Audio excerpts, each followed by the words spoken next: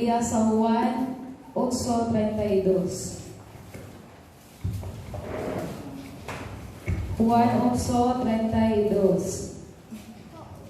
We read together. Then Nahibalo ako sa kamatuoran, ug ang kamatuoran maghatag kaninyo kagawasan. Amen. Amen. Today we are sharing the gospel. Jesus Christ will set you free. Karon atong pagahisgutan mao nga si Hesus Kristo magpahigawas kanimo. Now this is the very difficult times we have because of the pandemic. Karon aduna gyud kitay kalisod karong panahon na tungod kay aduna kitay pandemic. That's why today Almighty God wants to give us the fruits for the freedom in our lives. Karon hatagan kita kamatuoran sa Ginoo aron kita adunay kagawasan. What is the truth the Bible says? Unsa man ang kamatuoran nga giingon sa Biblia? It includes all the Bible that tell the story of the Jesus Christ. Naghisgot kini sa tibok Biblia nga naghisgot kang Hesukristo. Therefore, from Genesis to Revelation, all the book of 66, the Bible is the word of truth. Mao nga gikan sa Genesis hangtod sa pinadayag ang tanang libro sa Biblia nga 66 ka buok mao ang kamatuoran. So among them, the Gospel of John described Jesus Christ in details. Apil na niini ang ebanghelyo ni Juan nga nagulagway ni Hesukristo sa lalong gayon. We read the Bible, John chapter 20, verses 31. Atong basahon sa Juan 20:31.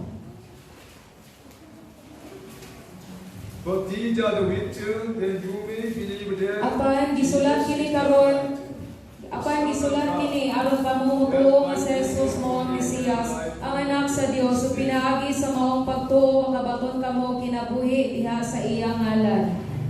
Amen. Amen. The Bible explains very clearly about Jesus Christ through the book of John. Ang Biblia nagulagway kay kini ni Jesus pinaagi sa libro ni Juan. So if you want to know Jesus Christ very well, you can read in Bible the book of John. Kung ganahan kita nga makaila pagid ni Jesus atong basahon ang atong Biblia diha sa Gospel ni Juan. The Bible says, continue, if the Son Jesus set you free, you will be free indeed. Ug ang Biblia padayon nga nagingon kung ang anak maghatag kaninyo kagawasan mahimo gayud kamo nga mga tawo nga gawasnon. Almighty God wants to give us the freedom, truly. Nga atong labing gamhanan nga Dios ganahan jud nga maghatag kanatong kagawasan. That's why whoever come to the Lord Jesus Christ to worship and hear the word of God, they will be set free by the grace of God. O kinsa katong moduol sa Ginoo mamati sa iyang pulong aduna gid silang kagawasan sa ilahang kinabuhi. What God believes children must know is how precious spiritual weapons and assets are to live a holy life. Ang gituohan sa Dios mao ang iyang mga kanakan makabalo nga kung unsa kabililhon ang espirituhanong hinagiban ug ang kabtangan ang maong pagkinabuhing balaan. Although it may seem insignificant to the people of the world, if you are filled with the Holy Word inside, you are living in a worldwide life. Sa mga tao sa kalibutan wala gid kinibili kanila pero kung kita puno sa pulong sa Ginoo na kinabuhi gid kita nga bililhon. That's why we need to study Bible and meditate the Word of God more and more. Mao nga dapat gid natong basahon ang Biblia. Jesus wants me and you to live as holy children of God. Si Jesus gusto gid siya kanako o kanimo nga magkinabuhi kita nga balaan nga mga anak sa Dios. The Apostle Paul was one of those who actively worked persecuting the church and imprisoning the killing many believers. Si Apostoles Pablo, usa siya sa mga abti kayong mo trabaho sa paglugod sa mga kasimbahanan, pagpapriso kanila o pagpatay sa tanang mga magtotoo. The Bible recorded there the value of his life changing 180 degrees after he met Jesus Christ. Ang Biblia naglista sa kinabuhi ni Apostoles Pablo nga nausog gayud siya pagkatapos nga iya mahibalagan si Jesus. That's why Apostle Paul compares like this Philippians chapter 3, 7 to 14. O si Apostoles Pablo nagsugid gayud nga ingon ini sa Filipos 3:7 hangtod 14. We read it together. Atong basahon 7 hangtod 14. But whatever Apan kadtong tanan nga kaniadto giisip ko nga bilihon. Karon giisip ko na nga walay bili tungod kang Kristo. Dugang pa niya na giisip ko na ang tanan nga walay bili tungod sa kahibalo, may tungod ni Kristo Jesus nga akong Ginoo nga labaw pa kaayo kabilihon. Tungod kaniya gisalikway ko ang tanan ug giisip kong basura lamang aron maangkon ko si Kristo ug mahiusa kaniya sa hingpit. Wala na ako magbaton sa pagkamatarong nga gipasikat sa pagtuman sa balaod, kundi sa pagkamatarong nga nadawat ko pinaagi sa pagtuo diha kang Kristo. Pagkamatarong nga gikan sa Dios ug gipasukat diha sa pagtuo. Ang tinguha ko lamang mao nga maila ko si Kristo, masinati ang gahom sa iyang pagkabanhaw, makaambit sa iyang mga pag-antos ug mahisama kaniya diha sa iyang kamatayon, uban sa paglaom nga banhawon sa unta ako. Wala ako magpasabot nga nakabot ko na kini o nahingpit na ako. Nagpadayon ako sa pagpaningkamot sa pagkabot niini kay ako iya naman ni Kristo Jesus. Hinoon mga igsoon, wala gayud ako magunahuna nga nakabot ko na ang akong gitinguha. Ang gihimo ko mao ang paghikalimot sa nangagi ug ang pagpaningkamot tungkol sa mahimo aron makaabot sa dag-anan. Busa, nagdagan ako diritso gayud sa dag-anan aron maangkon ko ang ganti sa pagkatinawag sa Dios pinaagi ni Kristo Jesus ngadto sa kinabuhing walay katapusan. Amen. Amen. Apostle Paul, after changing his life, he wanted to know about Jesus Christ more and more. Si Apostoles Pablo, pagkatapos niya nga nahibalagan sa Jesus, gusto gayud siya nga makaila pagayod niya. That's why he compares like this again. Verse 8, what is more, I consider everything a load because of the surpassing word of knowledge, knowing Christ Jesus my Lord, for whose sake I have lost all things. I consider them gravity that I may gain Christ. Og diri sa bersikulo 8, niisgot gayud si Apostoles Pablo nga dugang pa niya na giisip ko na ang tanan nga walay bili tungod sa kahibalo may tungod ni Kristo Jesus nga akong Ginoo nga labaw pa kaayo kabilihon. Tungod kaniya gisalikway ko ang tanan ug giisip kong basura lamang aron maangkon ko si Kristo. Because Apostle Paul knew, understanding very well about the kingdom of heavens. Tungod kay si Apostoles Pablo nakasabot gid siya pag-ayo sa giharian sa langit. Because our eternal citizenship is in the kingdom of heavens. Tungod kay nato ang walay katapusang pagkatao anaa sa giharian sa langit. We see there is an eternal dwelling place prepared by Jesus, and we are surely witnesses. Ug nakita nato nga aduna kay walay katapusang Pinoy-anan nga giandam ni Jesus ug karon kita nagsaksi niini. So after I met Jesus Christ individually, I just followed Jesus' way and evangelism to express him about Jesus Christ. Ug pagkatapos ako mabag-o, iya gayong gisunod si Jesus. Jesus is 2,000 years ago, Jesus came as a bright light to a world filled with darkness, and is our Savior who opened a new life.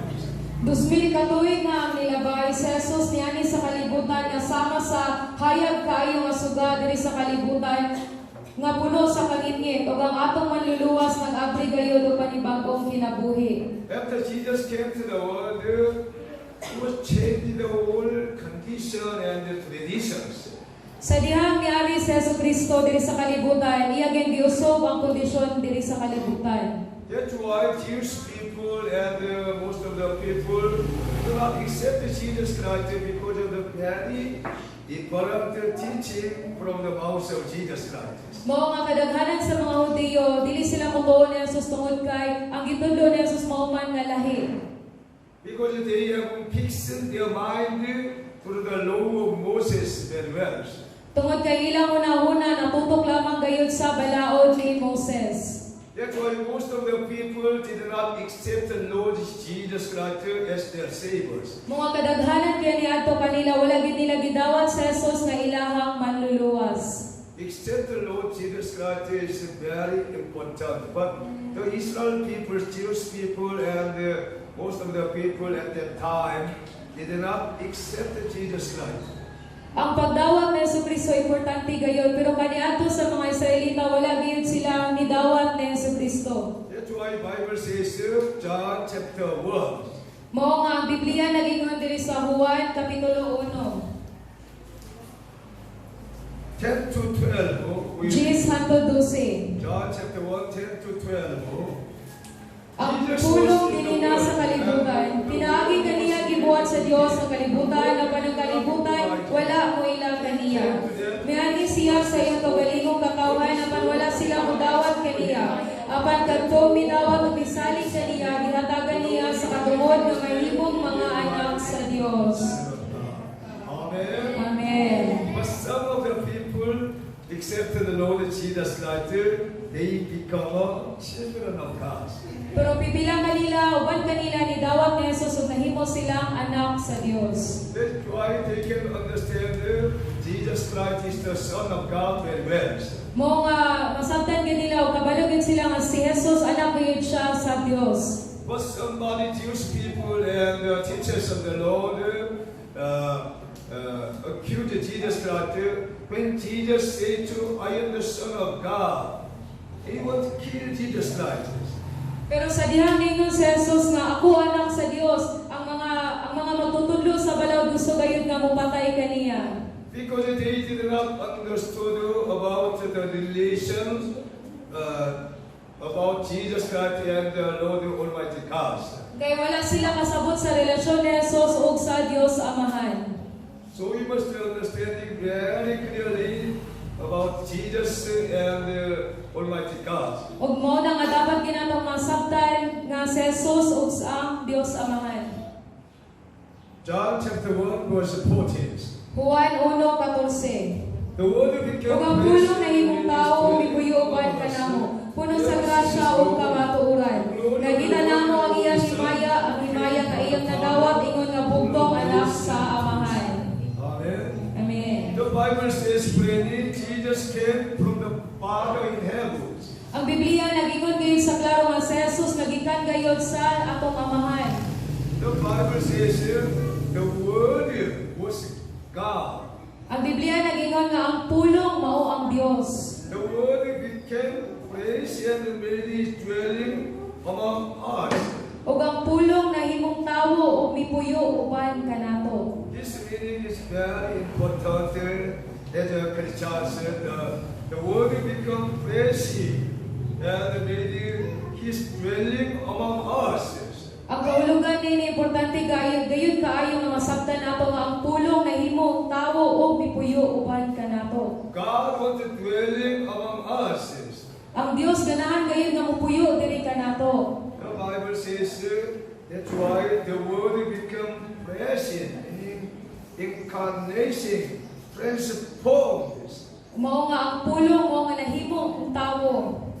That's why when we receive the Holy Spirit and born again, our situation, our conductor will refresh and transform.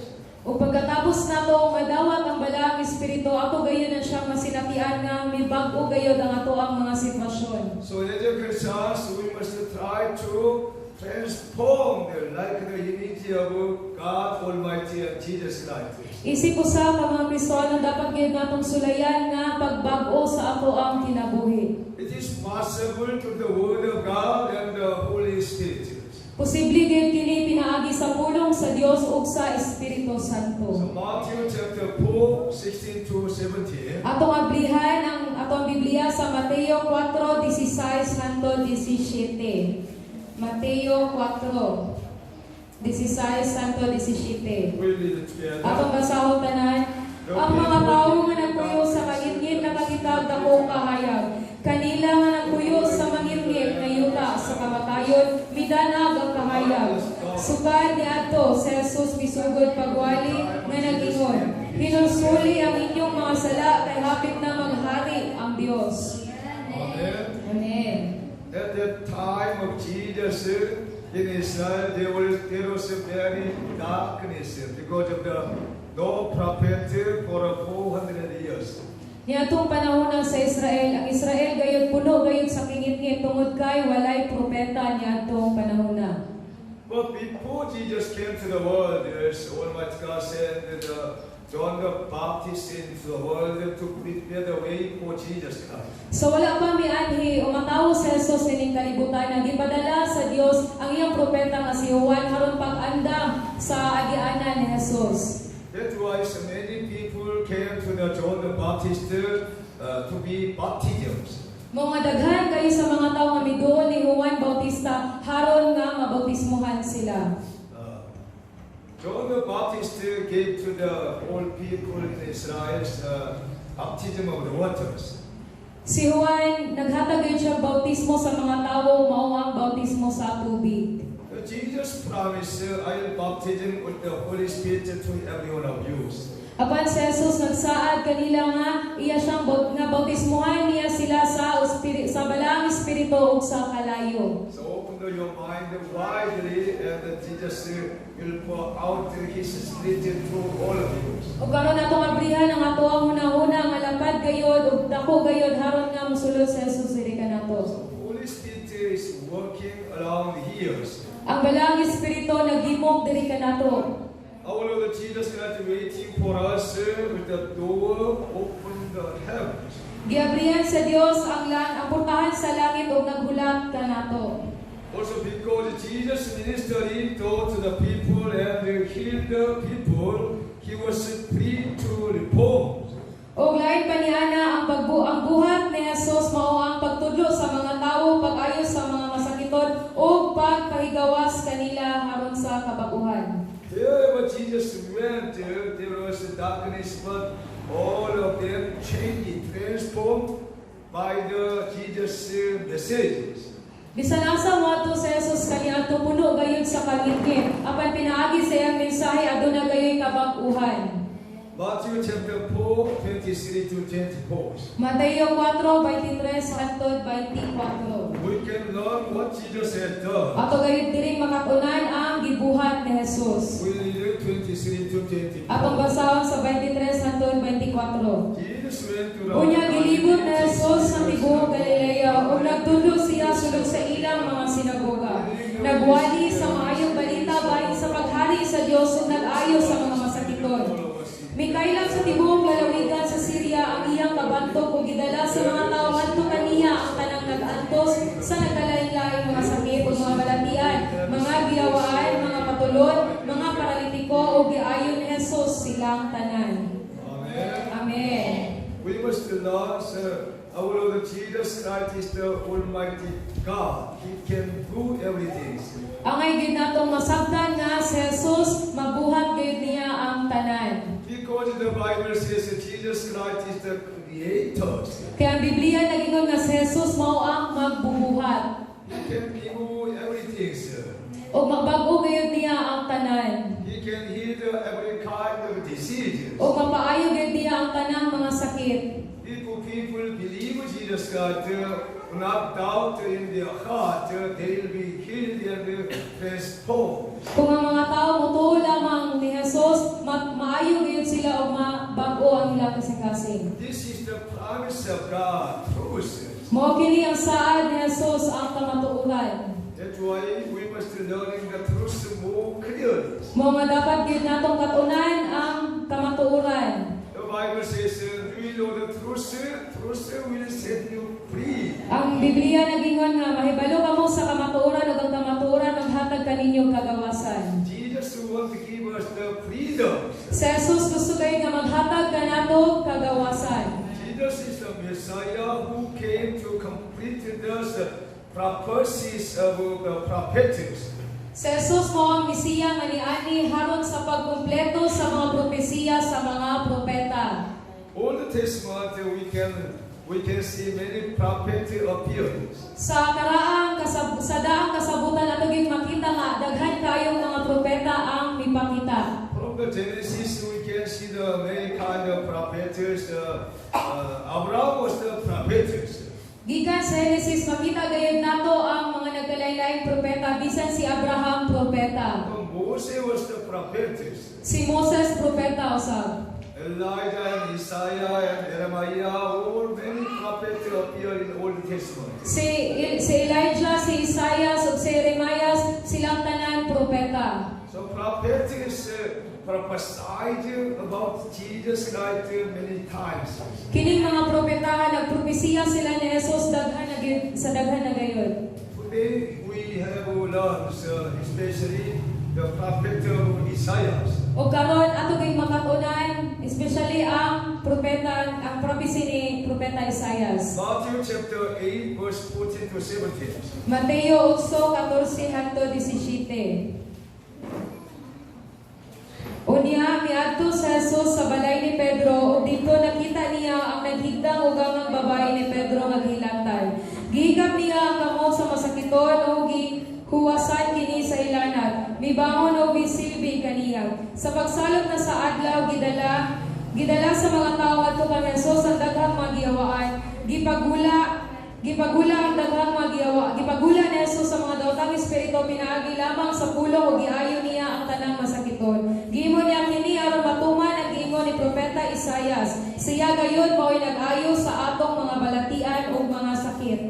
Amen. When Amen. Jesus entered Peter's house, Peter's mother-in-law lying in a bed with the fevers. Sa diha miadto sa Jesus sa balay ni Pedro, nakita gid niya ang ugangan babae ni Pedro nga gihilantay. And Jesus touched her and healed all people and restorations. O gihigap ni Jesus ang kamot sa masakiton ug gihuwasan kini sa hilanat. Peter's mother-in-law serving Jesus Christ in advance. Kay ang ugangan babae ni Pedro nag-alagad gayud ni Jesus. The Bible says this is scriptures fulfill the prophet Isaiah scriptures. Kay kini atong gibasa karon mo kini ang propesiya ni Isaias nga siya gayud mo'y nag-ayo sa atong mga balatian. Jesus fulfilled the prophet prophesied step by step continually the other Bibles. Si Jesus gayud nagkumpleto sa mga propesiya. The power of Jesus immediately upon those who fear and trust God. Ang gahom ni Jesus moabot gayud niya atong mga tawo nga naghadlok kaniya ug nagsalig kaniya. So every one of us have a faith in God, trust in Him. Kita tanan aduna gid kita ipagtuon ni Jesus ug nagsalig kita kaniya. When we trust in Him from the heart, will be changing, will be transformed, will receive the power of God. Kay kung kita musalig kang Jesus sa tibok natong kasing-kasing ang gahom sa Ginoo muunsad gayud kanato ug mabago gayud kita. Even though I have no power, but I will trust in God and Jesus Christ very well every day and night, and then He can provide more wisdom and other powers. Bisan tuod wala kayo gahom si pastor mao nga kanunay gid siya nga nagsalig sa Ginoo adlaw ug gabi. That's why I can stand here and sharing the gospel with you. Mao nga makatindog lang gyapon si pastor diri og pagsangyaw sa pulong sa Dios. I am nothing without Jesus Christ and the Holy Spirit working. Wala gid kita kung wala ang Ginoo kang balang espiritu naglihok. That's why I must kneel down before God and the Lord Lord Jesus Christ to be strengthened by life. Mao nga si Pastor mohuduhon gid siya sa Ginoo, magtawag sa Ginoo aron nga lig-unon siya sa Ginoo ang iyang This is the kinabuhi. very just a simple scripture of God gave me. Mao kini sekreto sa Ginoo nga gihatag ni Pastor. So I want to share this scripture of God to all of church members. Og mga gusto gid siya nga iyaha kining isangyaw kanato nga mga membro sa simbahan. All of church members make a time for come to the church and practice and studying Bible and praying to God. Ask to God whatever you want. Mga kitang tanan nga mga membro sa Ginoo magahin kay pag-oras nga moanhi ta sa simbahan ug pag-practice ug pagbasa sa Biblia. Bible promise, whatever you want, I want to give you if you seek me. Kaya ang Biblia nagsaad na kung sa atong kinahanglan o kung sa atong kinahanglan ato lang gayong bulungon ang Ginoo iya kini ihatag kanato. So I tell you the truth, seek the Almighty God and Jesus Christ, not seek me and rest. Mao nga atong pangitaon ang atong Dios. I am the servant of God. Only I deliver the good news message to all of the church members. Si Pastor usa lamang ka alagad sa Ginoo giyang buhaton lamang mao ang pagsangyaw sa pulong sa Ginoo. And then you must learn the truth through the message, and then you can seek God very well. O pinaagi sa mensahe ato din dapat hikatunan ang kamatuoran ug ato ang pangitaon ang Dios. And then you can find Jesus Christ and the Lord Almighty God anytime. O diha makablagan gid nato ang Ginoo sa tanang higayon. Yesterday we have been the prayer meeting in the city of Dais in the forest. Gahapon naami dito sa Dawis na prayer meeting dito sa Punong. Even though we want to pray, but there is no good place. If we find some areas, there is many empty working there, and we transform the 3 times. So gusto kami nga mag-ampo ato apan bisan asa kami moadto daghan jud kayong lamigas. Finally, we look for the prayer meeting place, and we will pray together. O nakakita na jud mi o kanang ampuanan ug nag-ampo kaming tanan. When we pray with a very short time, the Holy Spirit working very hardly there, and will be changed, transformed somebody. Kay kung mag-ampo kita bisan sa mubura nga panahon o oras ang balag espiritu maglihok kayo og magbago. Amen. Amen. We must believe wherever we go, wherever we are, God is there. Dapat ato gayud kining tuoan nga bisan asa kita moadto bisan unsa mong buhaton ana gyud ang Dios nga gubayan kanato. Malachi chapter 4, verse 2. Diri sa Malakias 4 bersikulo 2. For you, Apan alam kaninyo nga nagsunod kanako, ang akong pagkamatarong musubang sama sa adlaw o mag-ayo sa mga balatian sama sa bidlisyo sa adlaw. Manggula kamo nga manglukso sama sa mga nating baka nga gipagawas sa koril. Amen. Amen. The power of Jesus Christ immediately come upon the people when they believe and trust in Him. Ang gahom ni Jesus mubunsad gayon sa mga tawo ni adto nga nituo kaniya. So another Bible says in Matthew chapter 9, 19 to 22. Sa laing bahin sa Biblia diri sa Mateo 9:19-22 sa atong abrihan. 19 to 22. Mateo 9:19-22. Jesus got up and went with him, and so did his disciples. Busa mitindog sa Jesus ug misunod kaniya ug mikuyog ang iyang mga tinud-an. Unya usa ka babayi nga nag-atos tungod sa iyang pagsigig dugo sulod na sa napulog duha ka tuig. Miduol sa liyon ni Jesus ug mingon sa iyang kaugalingon. Kung makahikap lang ako sa bisti ni Jesus, sigurado mamaayo ako. Unya gihikap niya ang sinsid sa bisti ni Jesus. Miligid si Jesus ug nakita niya ang babayi ug mingon siya. Ayaw ka bala ka anak, ang imong pagsalig mo ay nakaayaw kanimo. Amen. Amen. Jesus said to the woman, your faith has healed you. Si Jesus mingon sa babayi nga ang imong pagsalig mo ay nakaayaw kanimo. Through your faith, you can transform your mind. So pinaagi sa imuhang pagsalig, pwede gid nimo nga mabag-o ang imuhang hunahuna. That's why take heart, take encourage in yourselves. Mga magbaton kita kasing-kasing o pagdasig sa ato ang kaugalingon. In this way, Jesus is the body of the good God who gives healing, freedom, and hope to all suffering and eternal life to all who believe and follow. Nining pagikaagi ha sa Jesus mo ang lawas sa maayo nga Dios nga naghatag og kaayuhan, kagawasan ug paglawom sa tanang nag-adtos ug naghatag og kinabuhing walay katapusan niadtong mituo o misunod.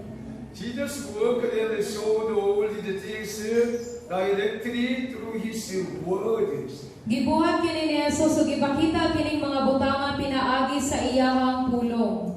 Because Jesus says, 1 John chapter 3 verse 8. Kay si Jesus nagingon diri sa unang Juan 3:8.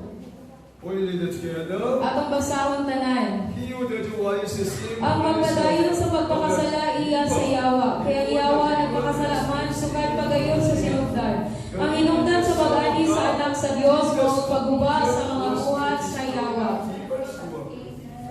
Amen. Amen. That's why we must invite Jesus Christ in our life and in our room and house. Muna nga kinahanglan gyud natong imbitaron sa Jesus sa ato ang kinabuhi, sa ato ang panimalay. When Jesus enter your house, He will destroy the whole evil schemes. Kay sa dihang si Jesus musulod sa atong panimalay, iya gayong bugol, iya ang tanang mga pana sa kaaway. That's why all Korean Christians they want to invite the pastor and the church leader to pray for their house and families. Mga kadaghanan kayo sa mga Kristohanon nga mga Korean, daghan gyud nila nga ilang imbitaron ang ilang mga pastor, ilang mga kadagkuan sa simbahan. Because they trust in God and the messenger, pastor and the church leader, elders, they trust very well. Tungod kay nisalig gyud sila sa ilang pastor ug sa ilang mga kadagkuan. That's why they invite the church leader and pastor and elders into their house. Mga kadaghanan gayud nila ila gyud imbitaron ang ilang pastor ang dako-dako sa ilang simbahan sa ilang panimalay. Because sometimes people cannot overcome their suffering and problems by their family, by themselves. Kay usahay ang mga tao dili gyud nila kaya nga mabuntog ang ilang mga pag-antos sa ilang mga kaugalingon. That's why Almighty God prepared the church leader, elders, and priests, any kind of the leaders. Mga giandam kayo sa Dios ang mga kadagkuan sa simbahan ug ang mga pastor. So we are ready always to prepare the everything and help you visit your houses. O kami andam kayo may kanunay nga mobisita sa inyong panimalay. You can ask the church and the church leader, pastor and church worship leaders visit your house. O pwede kayo kita nga makahangyo sa ato ang mga church leader o sa ato ang mga kadagkuan diri sa simbahan. The meaning of the invite the church leader and pastor, true meaning is that we invite Jesus Christ. Ang tinuod nga kahulugan sa atong pag-imbita sa ato ang mga pastor, sa ato ang mga leader sa simbahan mao ang pag-imbita nato ni Jesus. Because Jesus Christ is working through the church members and especially church leaders. Kay si Jesus na gimong kayo naglihok sa mga membro sa simbahan ug especially sa mga leader sa simbahan. Amen. So you must believe and trust in God and trust in church ministries. Mga dapat gyud natong tuuhan si Jesus, saligan si Jesus ug bisan ang atong saligan ang ato ang mga kasimbahanan. So we have to follow and practice the ministry of Jesus Christ. Ug ato gayong sundon ug i-practice ang buhat ni Jesus. We must believe Jesus working through His Holy Spirit, through His people who appoint as disciples. Ug ato gayong saligan nga si Jesus naglihok gayud diri kanato. So I am the disciple of Jesus Christ. So young people and worship leader is the disciple of Jesus Christ. Si Pastor usa ka disipulo ni Jesus ug bisan ang mga kabatanunan disipulo usab ni Jesus. So we can help you and your children and the family relatives. O pwede gid kami nga makatabang diha kaninyo sa inyong mga pamilya. Also today, Jesus is working the same ways. O karon si Jesus naglihok gayud sa maong paagi. Chapter 6, verse 1 to 2. Ikaduhang Korinto 6:1 hangtod 12. As gospel workers, we urge you not to receive God's grace in vain. Who is Busa ingon nga mga katabang sa Dios, naghamyo kami kaninyo nga dili ninyo himuong bawang ang grasya sa Dios nga inyong nadawat. Kay nag-ingon ang Dios, ginuhog ko kamo sa taknang nga akong gikahimutan. O gitabangan ko kamo sa adlaw sa kaluwasan. Mao na kini ang takna sa pagdawat sa kaluoy sa Dios, karon mao ang adlaw sa kaluwasan. Amen. We are the God, Almighty God's co-workers. Kitang tanan mga tikabang gayud sa Ginoo. The Bible says now is the very important time for the salvation of our souls. Ang Biblia na ingon nga mao na gyud kini ang adlaw sa atong kaluwasan. Now is the time for the receiving the power of God and the Holy Spirit. Ug mao na gyud kini ang oras nga atong dawaton ang gahom sa Ginoo. The wise person does not put up a big decision for tomorrow. Ang maalamon nga tawo dili gayud kini magpatakag desisyon ug unsay moabot ugma. Today is the very important God's time for changing our attitude, not tomorrow. Kay karong adlaw mao ang pinaka-importante nga ato ang mabago ang atong mga kinaiya dili ugma. Many Filipinos say to me, Pastor, tomorrow, next time, I'll worship next time, next week. This is very no good. Og daghan gyud sa mga Pinoy nga moingon ni pastor nga ugma sunod pastor ugma nga mo simba kami o kana siya dili gyud na maayo. When the people say to you, invite you, yes, I'll obey. Kay kung kita imbitaron kita sa mga tao dapat ang atong ingon o. And the Bible says, yes is very good in the Lord. Kay ang Biblia nag-ingon nga ang oo mao ang importante gayud. When somebody say to you, church leader, do not say tomorrow, next time. Ug kung naay kuan usa sa simbahan mo imbitar ka nato dili kita moingon nga ugma ra o sunod. You can say, yes, Lord, yes, pastor, yes, somebody. O pwede kita moingon nga oh sige pastor. Amen. Amen. The Bible is good. The Bible says about that all the times we must just say, yes, Lord. Ug kana siya maayo gayud kay ang Biblia nag-ingon man permi nga ang pagsultig o mao maayo. Because Almighty God want to working through preparing the yes, Lord now. Kay ang Dios nag-andam gayud sa mga tawo nga moingon nga o karon. That's why the wise person do not delay when the Lord said to them. Kay ang maalamon nga tawo dili gayud maglangan kung sa isulti nila. I pray that you will accept Jesus as your Savior today and return home to receive the blessing of eternal life of salvation and healing. Karon nagampo ako nga imong dawaton si Jesus nga imong manluluwas karon o muli ka sa imong panimalay nga nakadawat sa panalangin sa kinabuhing walay katapusan ug sa kaluwasan ug pag-ayo. If we believe now that Jesus Christ is the healer, you will be healed any kind of sickness and diseases. Kay kung mutuo ka nga karon, kung mutuo ka ni Jesus karon, ang tanan gayud maayo ang tanang mga kasakitan. So, as a servant of Jesus Christ, I am proclaiming the word of God only. Kay isip usa ka alagad ni Kristo ang wala mangisangyaw mao ang pulong sa Ginoo. All message is not from me, from the Almighty God. Kaya tanang mensahe dili gayud gikan ni pastor o gikan lamang kini sa Ginoo. And then when you believe that this message, you will be transformed and receive the power of God and the Holy Spirit. Kay kung atong utuuhan kini nga mensahe madawat ginato ang gahom sa Ginoo ug mabago nato ang atong kinabuhi. That's why Jesus says, trust in God and trust in me from your heart. Mo nga nagingon sa Jesus nga salig kamo kanako sa inyong mga kasing-kasing. Do not doubt anything else. Proclaim the word of God to the churches. Ayaw pagduha-duha sa pagsulti sa pulong sa Ginoo diha sa simbahan. That's why I am preparing the message very carefully to proclaim to all of the Jesus Mission churches. Mo nga sa pag-prepare ni Pastor Nini nga mensahe gid kining giandam pag-ayo.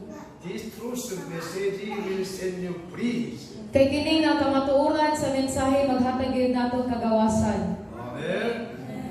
We love you and bless everyone. Gihigugma gyud namo gipanalinginan ang tanan. Please follow the prayer of these places. Ato kining sundon nga pag-ampo sa pagtuo. Everybody follow me. Kitang tanan atong sundon si Pastor. Jesus, Jesus, I am a sinner. I am a sinner. I have lived wanderings I have lived wandering without knowing without knowing where life comes from, where life comes from where it is going. and why and where it is going. I repent after hearing Jesus' word today. I repent after hearing Jesus' words today. Please forgive me. Please forgive me. Please give me the grace of salvation. Please give me the grace of salvation. From now on, From now on, work honestly, walk honestly faithfully and faithfully with the Lord Jesus. with the Lord Jesus. I live I live like a child of Holy God. like a child of a holy God. Thank you for saving Thank you for saving a sinner like me. a sinner like me. I pray in Jesus' name. I pray in the name of Jesus. Amen. Amen. Praise God. The Bible says in 2 Corinthians chapter 5:17. Ang Biblia nagingon diri sa ikaduhang Korinto 5:17. Therefore, if anyone is in Kay Christ, bisan kinsa nga nahiusa ka Kristo bago na siyang binuhat. Ang daan niagi na ug ang bago miabot na. Amen. Amen. Jesus Christ has been sent you free now. O karon si Jesus nagpagawas na gyud kaninyo karon. Amen. Amen. Praise the Lord Jesus Ato Christ. ang ginagday. We have a special communion worship service. Nakita espesyal nga communion karong adlaw. We read the Bible, John chapter 6:53. Atong basahon ang atong Biblia sa Juan 6:63. 53 53 to 58. 53 hanggang 58. We read it together. Jesus said to them, very truly I tell you, unless you eat the flesh of the Son of Man and drink his blood, you have no life in you. Whoever eats my flesh and drink my blood has eternal life. And I will lay him. Si Jesus mingon kanila, sultihan ko kamo, kung dili kamo mukaon sa unang sa anak sa tao, o dili uinom sa ilang dugo, dili kamo mga bato ni kinabuhi. Ang mukaon sa akong unod ug uinom sa akong dugo, mo'y kinabuhi walay katapusan ug banhawon ko siya sa katapusang adlaw. Kaya ang akong unod mao ang matuod nga pagkaon ug ang akong dugo mao ang matuod nga inom. Ang mukaon sa akong unod ug uinom sa akong dugo makabilin dinhi kanako diha kaniya. Ang buhi nga mahan mo'y nagpadala kanako tungod kaniya, buhi usab ako. Sa samang paagi ang mukaon kanako, mabuhi tungod kanako. Busa mao kini ang pan nga miani gikan sa langit, dili kini sama sa pan nga gikaon sa inyong mga katigulangan, ug unya nangamatay gihapon. Ang mukaon niini mao ang pan mabuhi sa dayon. Amen. Amen. For these ceremonials, we will pray before God, repent and return to God from the heart. Somebody pray music. So niini nga seremonyas, before ta magsugod, mag-ampo ta o maghinulsol sa Ginoo diri sa atong kasing-kasing.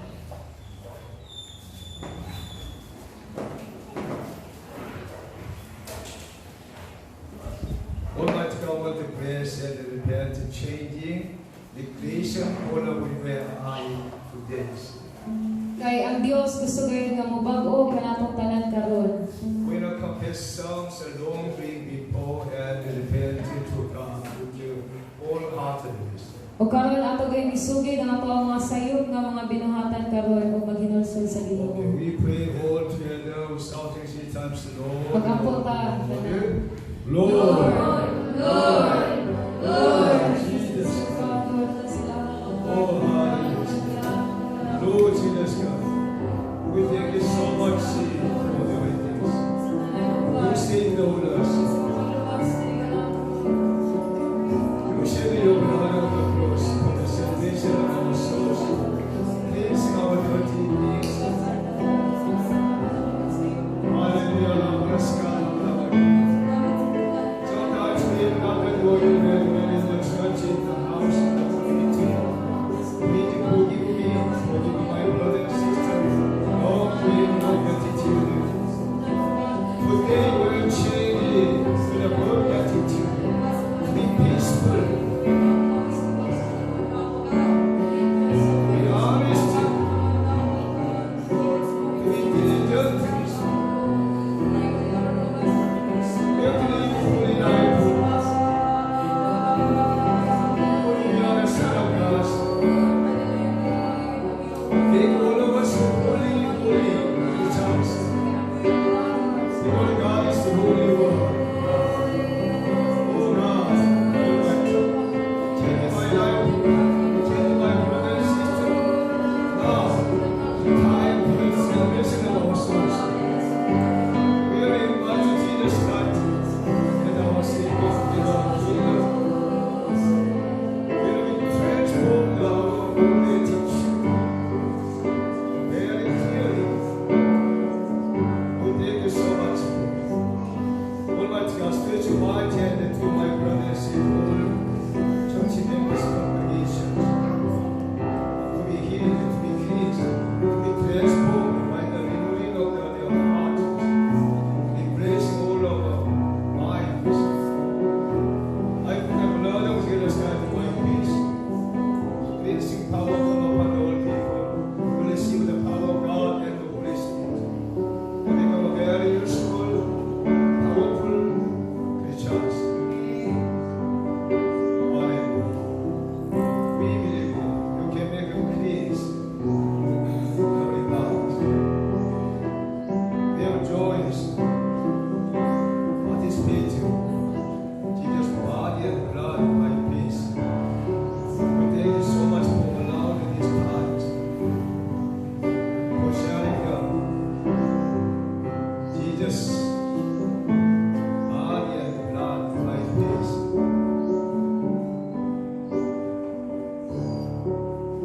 We thank you, Lord Jesus, everything. Allow this time. In Jesus' mighty name, we pray. Say Amen. Praise God. Thank you for my work. Thank you. Video good.